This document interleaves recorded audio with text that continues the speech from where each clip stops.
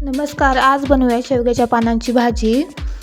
ती बनवण्यासाठी इथे मी घेतलेली आहे हिरवी मिरची, लसूण, कांदा बारीक कापून घेतलेला आहे आणि अर्धा तास भिजवलेली मूग डाळ, ओबडधोबड कुटलेले शेंगदाणे आणि शेवग्याची पानं स्वच्छ निवडून धुवून घेतलेली आहेत।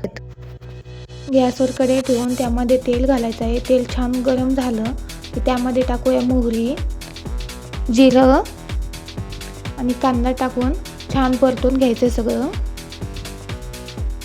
शेवग्याच्या पानांमध्ये खूप सारे औषधी गुणधर्म आहेत, त्यामुळे रोगप्रतिकारशक्ती वाढते, रक्तातील शुगर नियंत्रित राहते, रक्तदाब नियंत्रित करते, पचन सुधारते, त्वचेसाठी खूप सारे फायदे आहेत। यामध्ये कॅल्शियमचं प्रमाण खूप जास्त असतं, त्यामुळे हाडांसाठी फायदेशीर ठरतं।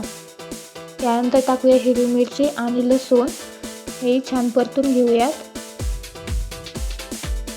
शेवग्याच्या पानांमध्ये दुधापेक्षा जास्त कॅल्शियम आणि प्रथिने असतात, त्यामुळे आहारात याचा समावेश केलेला कधीही चांगलाच आहे। कांदा चांगला परतून झालेला आहे, त्यामध्ये थोडंसं लाल तिखट टाकूयात आणि धुवून ठेवलेले आपण पाणी टाकूयात आणि भाजी छान मिक्स करून घ्यायची आहे।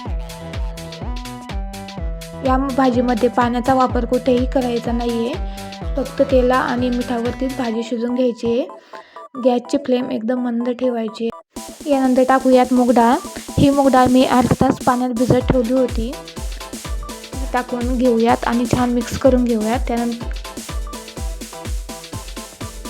त्यानंतर टाकूयात शेंगदाणे ओबडधोबड कुटलेले, मीठ टाकूयात आणि छान मिक्स करून घेऊयात। शेवग्याच्या पानांची पौष्टिक अशी ही भाजी आरोग्यासाठी खूपच लाभदायी आहे। यानंतर भाजीवरती झाकण ठेवून आपण एक वाफ काढून घेऊयात।